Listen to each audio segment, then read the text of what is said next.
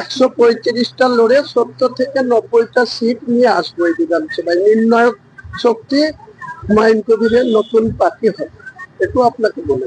আমি এমএলএ অবস্থায় আমি দল করছি, সেই অবস্থায় তাদের বলছি। আর যাদেরকে বলছি তাদের মধ্যে 3টে পার্টি তো এখানে বাংলায় জিরো আছে, মিমও জিরো আছে, কংগ্রেসও জিরো আছে, মার্ক্সবাদী কমিউনিস্ট পার্টিও জিরো আছে।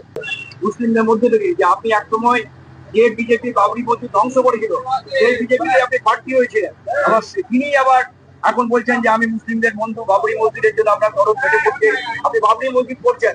বলে আপনারা যে বাবরি মসজিদ এটা মানায় না, কারণ আপনি যারা হত্যাকারী, যারা ভেঙেছিল তাদের সঙ্গে হাত মিলিয়েছিলেন একসময়। আমি পলিটিক্যালি সেটা বিজেপিতে গেছিলাম, তার কারণ ছিল আমাকে যখন এই রাজ্য সরকারের পুলিশ, যিনি এখন বিধাননগরের পুলিশ কমিশনার আছে, 2018-তে ওনার প্রেজেন্স কোথায় ছিল জিজ্ঞেস করবেন, এসপি মুর্শিদাবাদ। আর এলওপি যিনি আছেন তেনার কি অবস্থান ছিল আপনারা জানেন, যে রাজনৈতিকভাবে মুর্শিদাবাদ, মালদা, দিনাজপুর এসব জায়গাতে তুলাবাজি করার দায়িত্ব নেত্রীর হয়ে ইনি পালন করতেন। তো সেই সময় আমার টুটি চেপে ধরেছিল, তা টুটি ছাড়ানোর জন্য, নিজের সেফ থাকার জন্য আমি বিজেপিতে গেছিলাম। তারপরে সেখানে গিয়েও ট্যাকরা দিলীপ ঘোষ, মুকুল রায়রা আমাকে পছন্দ হয়নি, তাই আমি আবার গেছি, আবার চলেও এসেছি। ও নিয়ে কোনো ইয়ে হবে না, তার জবাব তো ওই 22 তারিখে দেবো। 6 তারিখে দিয়েছি, পুলিশের অ্যাসেসমেন্ট ছিল 30,000 লোক হবে, 4 লাখ ওখানে ছিল, আর 2 লাখ রাস্তায় ছিল, 6 লাখ। আবার বলেছিলাম 50,000, আমি বলছি 4 লাখ লোকের উপস্থিতিতে 22 তারিখে এই আপনার প্রশ্নের জবাবটা দেবে, পাবলিক দেবে। স্ট্যান্ডিং কমিটিতে যোগদান করলেন, মিটিং এ রিজাইন করলেন কি? না, রিজাইন করিনি। আমার যারা ভোট দিয়ে আমাকে নির্বাচিত করেছে তাদের আপত্তি আছে, তার জন্যই আমি রিজাইন করতে পারি। 22 তারিখে নতুন দল নিয়ে কি আপনার চিন্তা ভাবনা? নতুন দলের 75 জনের স্টেট কমিটি ডিক্লেয়ার হবে, আর মুর্শিদাবাদ জেলার অল্লিপুর একটা ডিস্ট্রিক্টের ডিস্ট্রিক্ট প্রেসিডেন্টের নাম ঘোষণা হবে। লাগভগ 4 লাখ লোকের উপস্থিতিতে এই পার্টি লঞ্চ করবে। মোট কতগুলো আসনে আপনি লড়াই করবেন? 135টা। ঠিক হয়ে গেছে, ক্যান্ডিডেটদের কথাবার্তা চলছে।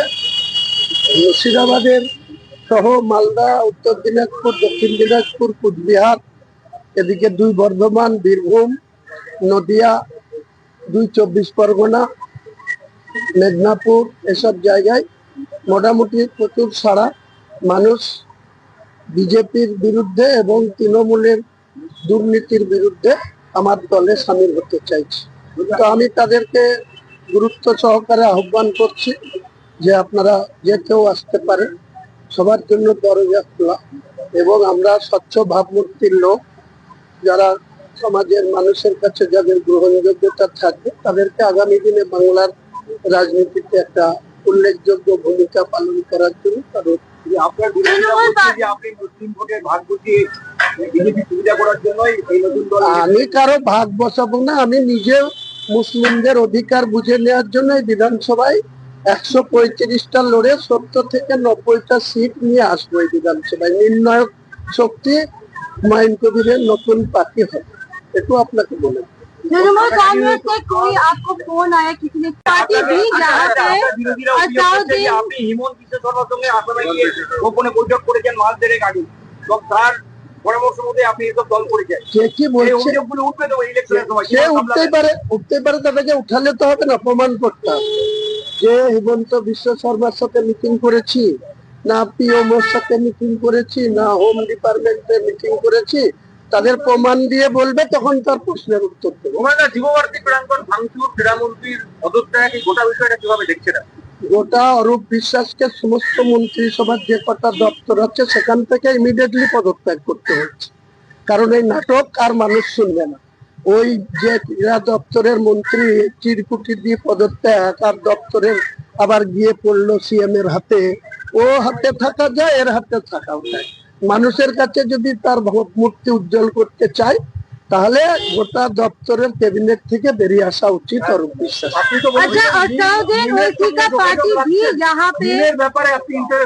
আমি কারোর সঙ্গে কোনো ইন্টারেস্ট নেই, আমার ওপেন ফোরামে আমি বলেছি যারা টিএমসি কে পরাস্ত করতে চায় যারা বিজেপিকে বাংলায় ক্ষমতা থেকে দূরে রাখতে চায় তারা আমার সঙ্গে আসতে পারে। সে নিম হতে পারে, কংগ্রেস হতে পারে, সিপিএম হতে পারে, আইএসএফ হতে পারে, তারও সম্বন্ধে আমার কোনো ছুতমাত নেই।